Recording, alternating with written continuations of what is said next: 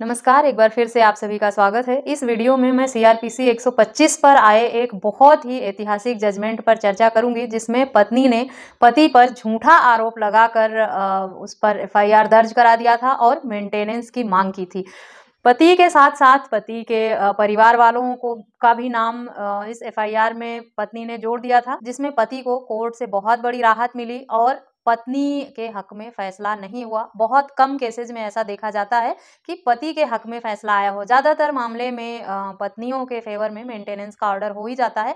लेकिन कुछ मामले ऐसे होते हैं जिसमें हाई कोर्ट और सुप्रीम कोर्ट के ऐतिहासिक जजमेंट निकल कर सामने आते हैं, जिसमें पत्नी के खिलाफ फैसला होता है और पति के फ़ेवर में मेंटेनेंस का केस जाता है। कुछ इसी तरह का ये मामला भी है, तो डिटेल में इस जजमेंट पे अगर आप जानकारी चाहते हैं, तो इस वीडियो को अंत तक ज़रूर देखें और मेरी वीडियो पसंद आए तो मेरे चैनल को सब्सक्राइब करके बेल आइकन को प्रेस करना ना भूलें, ताकि मेरे आने वाली सभी नई वीडियोज़ का नोटिफिकेशन आपको मिलता रहे। संबंधित मामले में पत्नी ने पति के खिलाफ एफआईआर दर्ज कराई, जिसमें परिवार के उन लोगों का भी नाम था और ये कहा था कि ये लोग उसे प्रताड़ित करते हैं, परेशान करते हैं, दहेज की मांग करते हैं, मानसिक प्रताड़ना देते हैं, गाली-गलौज, बदतमीज़ी करते हैं। इसमें पक्षकारों की शादी 1998 में हुई थी। पति गवर्नमेंट जॉब में था, एक हॉस्पिटल में वार्ड बॉय की नौकरी करता था और गवर्नमेंट क्वार्टर में ही रहता था अपने माता-पिता और 2 भाइयों के साथ।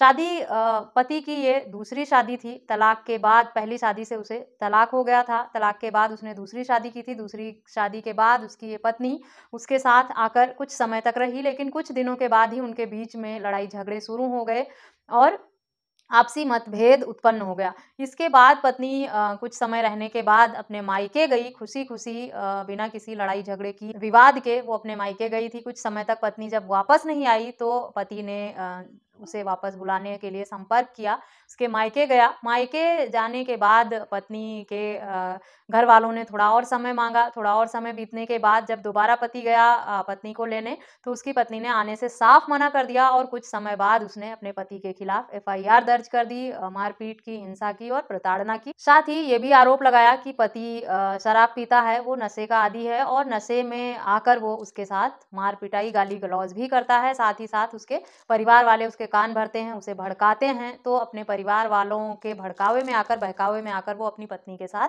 बहुत ही अभद्र व्यवहार करता है और दहेज की के साथ-साथ ये भी कहा कि वो अपना भरण-पोषण करने में सक्षम नहीं है, इसीलिए उसे मेंटेनेंस ऑर्डर किया जाए ताकि वो अपना भरण-पोषण कर सके। जैसा कि पति-पत्नी के लड़ाई में अक्सर होता है कि अगर मतभेद या मनमुटाव के चलते दोनों के बीच में विवाद उत्पन्न होता है और मामला कोर्ट या पुलिस तक पहुँचता है, तो ऐसे में पत्नियाँ ये सब आरोप लगाना बहुत ही पत्नियों द्वारा ये सब आरोप लगाना बहुत ही आम बात हो गई है कि मार-पिटाई, बदतमीज़ी, दहेज की माँग और प्रताड़ना ये सारे आरोप तो पत्नी द्वारा पति पर और उनके परिवार पक्ष पर लगाए ही जाते हैं। इसी तरह से इस केस में भी हुआ कि पत्नी ने सारे झूठे आरोप ही पति और उसके परिवार के खिलाफ लगाकर एफआईआर दर्ज कराया। क्योंकि मामला झूठा था, इसीलिए पत्नी साबित भी नहीं कर सकती थी कुछ भी और पति बहुत ही आसानी से अपना पक्ष न्यायालय के सामने रख सका। पति ने जब अपना जवाब कहा कि पत्नी अपनी मायके खुशी-खुशी गई थी। ये बात और है कि उनके बीच में थोड़े बहुत मतभेद हुए थे, थोड़े बहुत लड़ाई-झगड़े हुए थे जब वो उनके साथ थी, लेकिन जिस वक़्त उनकी पत्नी उनके घर से गई थी, वो एक शांत और प्रसन्न मन से खुशी-खुशी गई थी। किसी तरह के लड़ाई-झगड़े या विवाद के चलते उन्होंने घर नहीं छोड़ा था। ना ससुराल पक्ष वालों ने उन्हें मार कर घर से निकाला था, ना किसी भी तरह का उन पर घर छोड़ने का दबाव बनाया गया था। पत्नी ने जो कुछ भी आरोप लगाए हैं, वो सब झूठे और बेबुनियाद हैं। पति ने अपने जवाब में ये तथ्य न्यायालय के सामने रखे। पत्नी द्वारा लगाए सभी आरोपों को डिनाई कर दिया। पति ने ये भी बताया कि वो पत्नी को लेने गया भी, लेकिन उसके ससुराल वालों ने और पत्नी ने उसके बार-बार जाने पर उसे मना ही कर दिया और फिर लास्ट में उसकी पत्नी ने इस तरह का झूठा मामला उनके परिवार के खिलाफ और उसके खिलाफ दर्ज कराया है, जबकि उसका पत्नी के साथ इस तरह का ना कोई व्यवहार रहा है, ना उनके बीच में कभी इस तरह का विवाद हुआ है। पत्नी अपनी मर्जी से घर छोड़कर गई थी खुशी-खुशी और पति या उसके परिवार वालों का उसे घर से निकालने में या उसे वापस लाने में कोई रोल नहीं है। पति ने सेक्शन 9 भी फाइल किया था, जिसका फैसला पति के हक में ही हुआ था। पति ने न्यायालय के सामने अपना ये पक्ष भी रखा कि उसने सेक्शन 9 फाइल किया था, और उसका फैसला पति के हक में ही हुआ था। उसके बाद भी पत्नी उनके घर वापस नहीं आई। क्योंकि पत्नी ने अपनी मर्जी से घर छोड़ा है, किसी ने उन पर घर छोड़ने का दबाव नहीं बनाया ना, और जो भी आरोप लगाए हैं वो सब बेबुनियाद और झूठे हैं। इसीलिए पति ने न्यायालय से अपील किया कि पत्नी का मेंटेनेंस का ऑर्डर खारिज कर दिया जाए। फैमिली कोर्ट द्वारा पत्नी का 125 सीआरपीसी में जो मेंटेनेंस की मांग की गई थी उसे खारिज कर दिया गया। अब पत्नी गई सेशन कोर्ट। सेशन कोर्ट में सुनवाई के बाद पत्नी के फेवर में ही फैसला हो गया कि सेशन कोर्ट ने पत्नी को मेंटेनेंस ग्रांट कर दिया। सेशन कोर्ट ने जब पत्नी के फेवर में फैसला दिया तो पति हाई कोर्ट गया।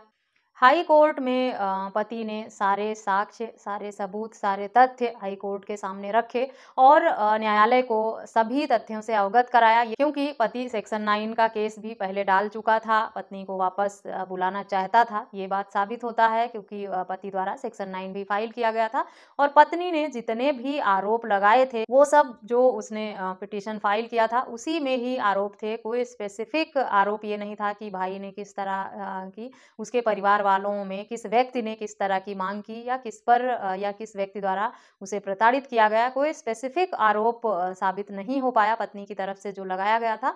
और सेक्शन 9 भी पति के फेवर में ही था। सारे तथ्यों को ध्यान में रखते हुए हाई कोर्ट का फैसला जो है वो सेशन कोर्ट से जो फैसला आया था उसे सेटिसाइड कर दिया गया और फिर से पति के हक में ही फैसला हुआ। कोर्ट ने ये माना कि पत्नी बेवजह ही उसने एक कॉमन आरोप लगाया है सभी के ऊपर, खुद अपनी मर्जी से घर छोड़कर गई है। पति अपने सारे तथ्यों को बहुत अच्छे से न्यायालय के सामने पेश कर सका, समझा सका, इसीलिए पति के हक में फैसला हुआ।